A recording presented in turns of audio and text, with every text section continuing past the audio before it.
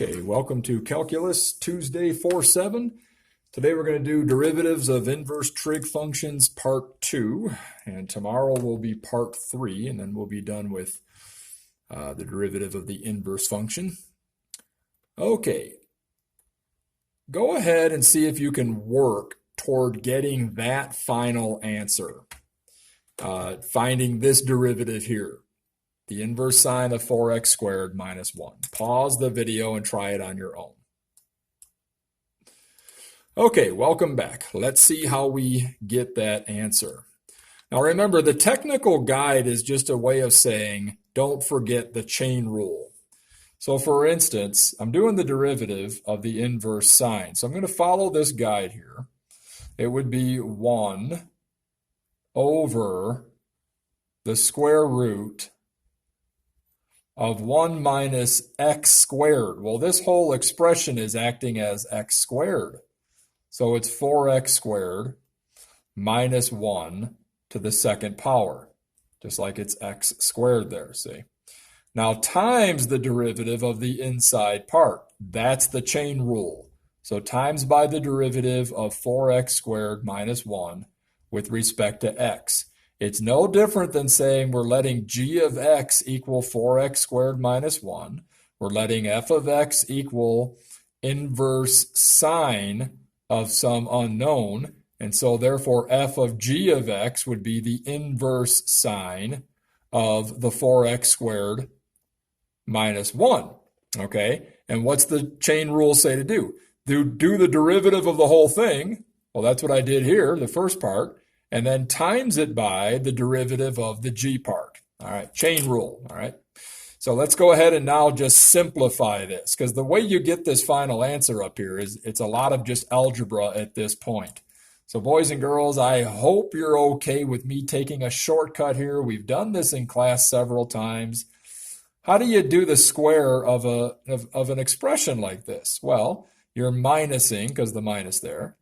This is going to be 4x squared doubled, so it's 16x to the fourth. I shouldn't say doubled, I should say 4x squared times itself. That's right, okay? And then you multiply these two in the middle, you get a negative 4x squared, and you double that. That's negative 8x squared. By the way, you could just FOIL it out. Okay, I'm doing this for those who are saying, how's he doing this shortcut?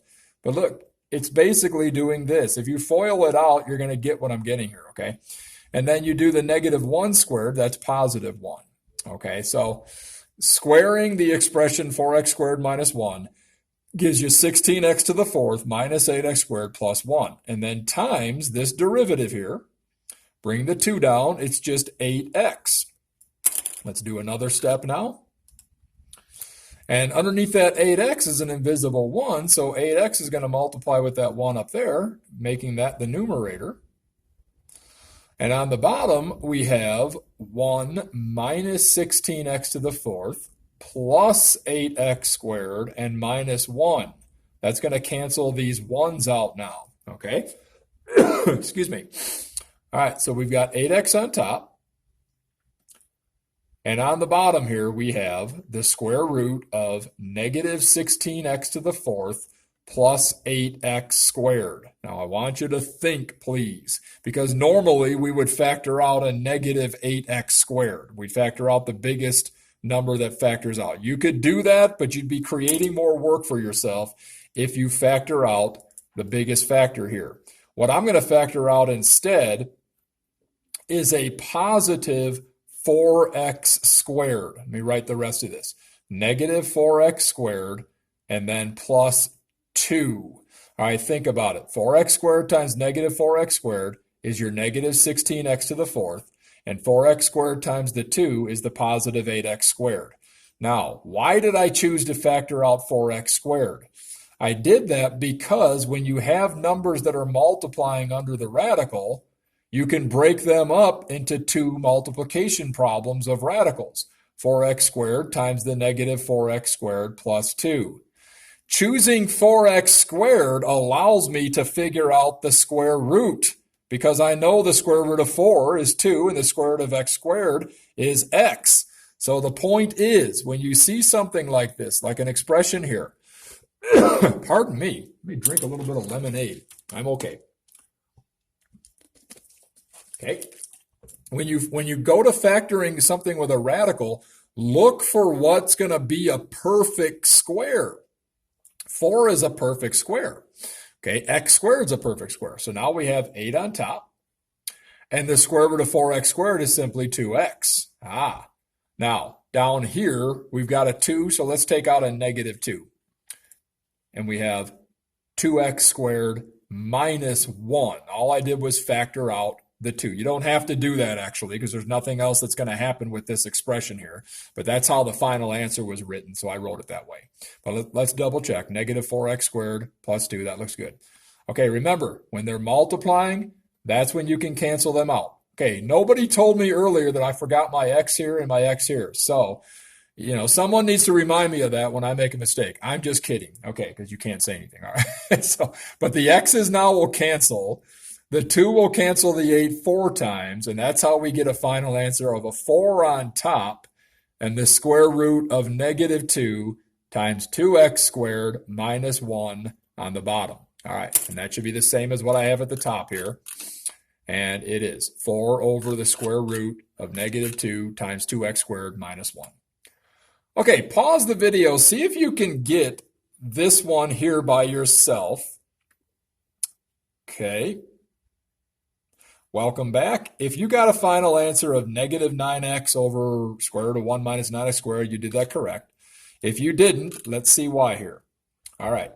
Little hint I'm giving you is using this derivative. The last problem we did was with the g of x way in the method 2, I should say.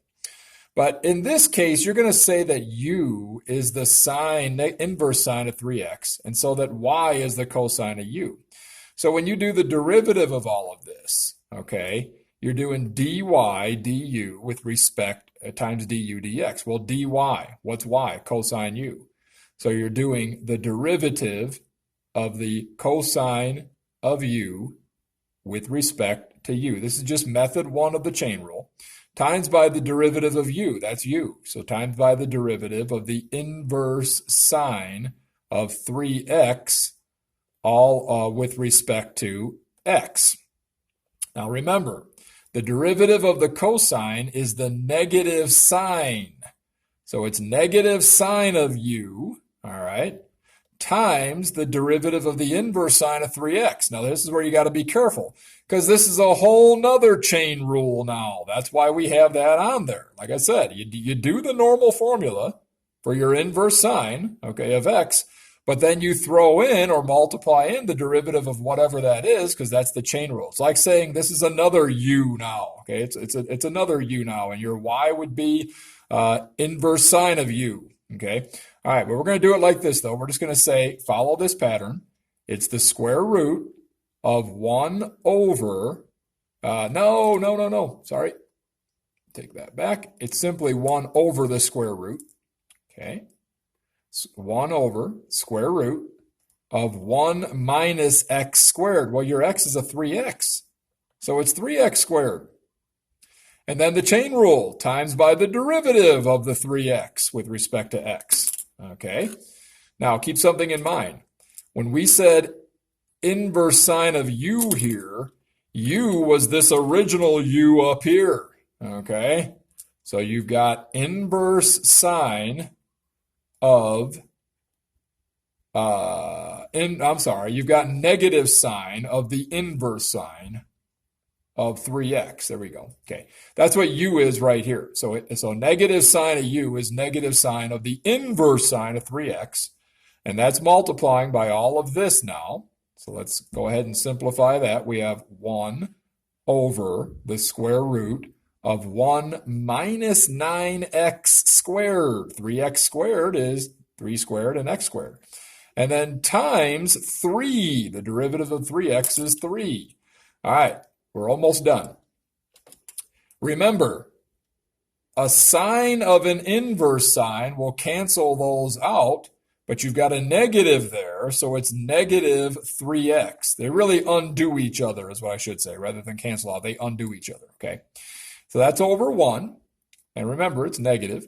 So you've got this 3 over square root of 1 minus 9x squared, and we're done. Multiply straight across, negative 9x over the square root of 1 minus 9x squared. And that should be the same answer as what I have. Yes, it is.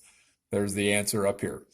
Okay, lesson today was a little bit shorter. We're going to stop and go right to the homework page and do all this other stuff that your eyes are scanning tomorrow. A little more difficult, okay? But all I'm going to say is do as many as you can. Remember, page 217 has derivatives you need to do the homework, okay? Remember, well, I might have showed you that on another page that's coming up, but 217 has derivatives you need for the homework. Do as many of these as you can now. Tomorrow we'll finish the rest. Okay, have a good night.